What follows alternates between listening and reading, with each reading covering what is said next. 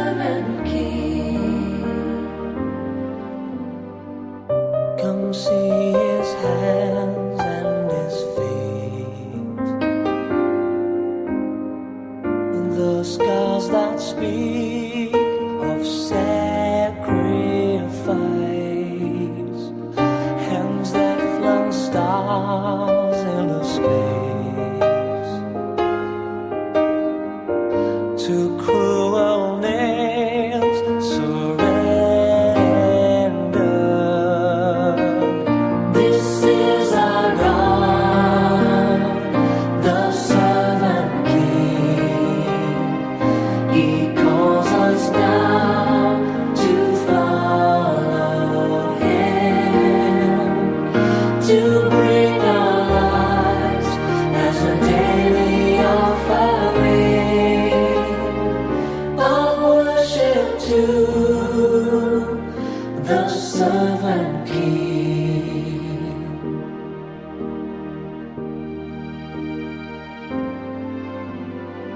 So let us learn how to serve,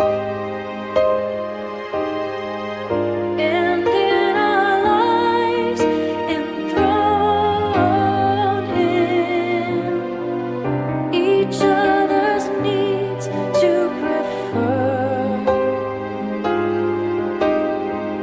for it is Christ we're serving. This is our God, the servant king. He calls us now to follow him, to bring our lives as a daily offering of worship to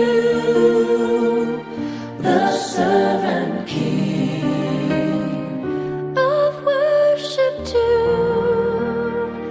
the servant king.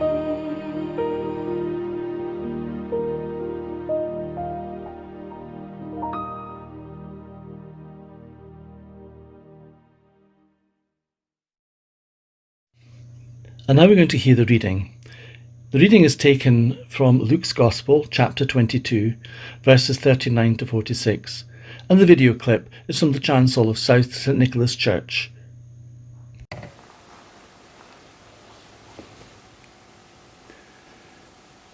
Jesus went out as usual to the Mount of Olives, and his disciples followed him. On reaching the place, he said to them, "Pray that you will not fall into temptation." He withdrew about a stone's throw beyond them, knelt down and prayed, "Father, if you are willing, take this cup from me, yet not my will, but yours be done." An angel from heaven appeared to him and strengthened him. And being in anguish, he prayed more earnestly, and his sweat was like drops of blood falling to the ground. When he rose from prayer and went back to his disciples, he found them asleep, exhausted from sorrow. "Why are you sleeping?" he asked them. "Get up and pray, so that you will not fall into temptation." The striking image that we see here, together with the reading, remind us of some of the darkest times in Jesus' life. Jesus asked the disciples to pray while he himself goes off alone. He is distressed. He knows he will die. In the darkness, he prays to his Father to save him, but then says, "Not my will, but yours be done." Jesus comes back, and the disciples are asleep. He challenges them, "Get up and pray." Imagine that you were one of the disciples and you had fallen asleep after Jesus asked you to pray. How would that feel? We don't find it easy to pray at times. But what kind of things are we praying about just now? Have you ever fallen asleep when you were meant to be praying? Would you have fallen asleep if your friend was as troubled as Jesus was? Why was Jesus finding it easier to pray than the disciples? What makes prayer so difficult for us sometimes? How can we help ourselves to pray? We know that prayer was important in Jesus' life. And in these challenging and difficult times, I'm sure that I'm not alone, and I'm discovering, as I'm sure you are, the importance of prayer in a deeper way than ever before. Of course, some people pray more when things are going well, and others pray more when things are going badly. And sometimes we just don't have the words, especially when we're facing issues of our own mortality, or of those round about us. I'm going to ask you simply to spend a moment or two in silent reflection and to pray for those who are distressed or frightened and feel there is no hope.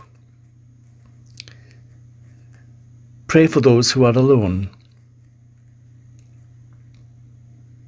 Pray for those who are trying to pray and find it difficult.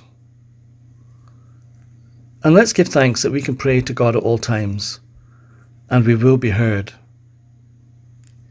And now a prayer. Holy Lord, when times are hard and we don't know what to do, help us to pray. When we are sad and feel alone, help us to pray. When we are tired and exhausted and don't have the energy, help us to pray. When you are wanting us to join you, help us to pray. And when we want to give up, help us to pray. Now hear us in the family prayer saying together, Our Father, who art in heaven, hallowed be thy name. Thy kingdom come, thy will be done, on earth as it is in heaven. Give us this day our daily bread, and forgive us our debts as we forgive our debtors. And lead us not into temptation, but deliver us from evil. For thine is the kingdom, the power and the glory forever. Amen.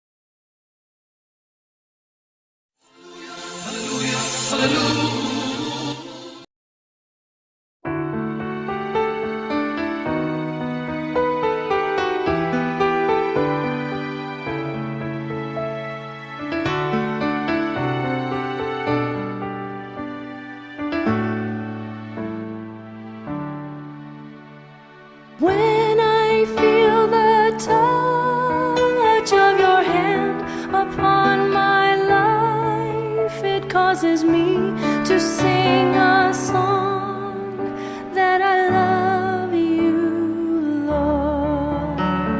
So from